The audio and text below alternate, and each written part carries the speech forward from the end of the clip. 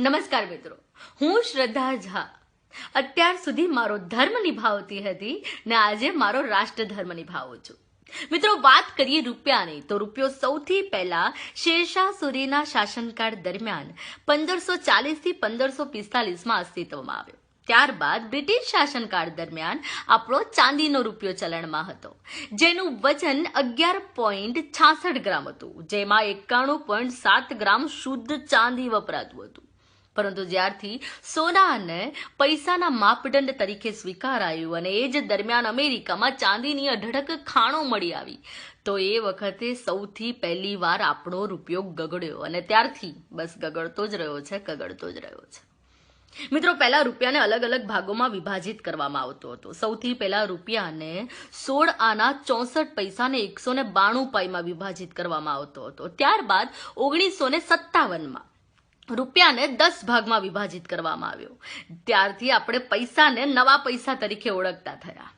મિત્રો, આપણે સૌ જાણીએ છીએ કે જ્યારે આપણો દેશ આઝાદ થયો એ વખતે આપણા 1 રૂપિયા બરાબર $1 મળતો હતો. અત્યારે આપણા 67 રૂપિયા બરાબર આપણને $1 મળે છે.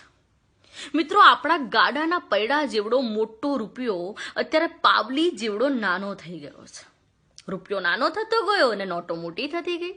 નોટો મોટી થતી ગઈ એટલે એનો સંગ્રહ વધ્યો, કાળું નાણું અસ્તિત્વમાં આવ્યો, ભ્રષ્ટાચાર વધ્યો, આતંકવાદ વધ્યો અને નકલી નોટોનું ચલણ વધ્યું.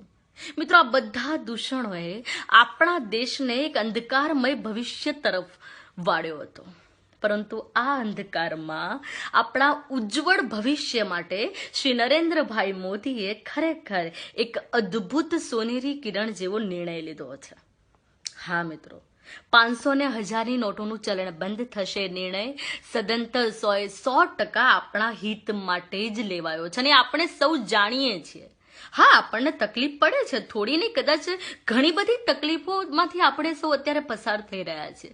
પણ મિત્રો, તમે જ વિચારો, આપણે જાતે જ વિચારીએ કે જીઓનું મફતમાં મળતું સિમ કાર્ડ લેવા માટે આપણે કલાકોના કલાકો લાઈનમાં ઉભા રહીએ છીએ. અરે, આપણા મનગમતા ક્રિકેટરની ક્રિકેટ મેચ જોવા માટે એની ટિકિટ ખરીદો આપણે 2 દિવસ સુધી લાઈનમાં ઉભા રહીએ છીએ. જ્યારે આપણા એરિયામાં કોઈ નવા બ્રિજનું નિર્માણ થતું હોય છે તો આપણે 2 થી 3 કિલોમીટર વધારે અંતર કાપીને આપણા ઘરે જઈએ છીએ.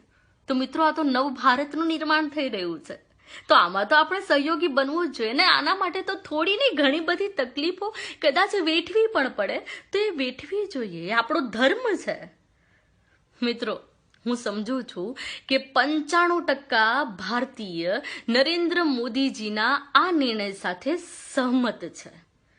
પરંતુ આપણા જે સમાચાર માધ્યમો છે એ થોડી નેગેટિવિટી ફેલાવી રહ્યા છે. તો મારી આપ સૌને એક અપીલ છે કે નેગેટિવ વાતોને ધ્યાનમાં નહીં લો. તમને લાગે કે જરૂરિયાતવાળા માણસો છે તો એમને ચોક્કસથી મદદ કરો. કાળા નાણાંને બિલકુલ સપોર્ટ નહીં કરો.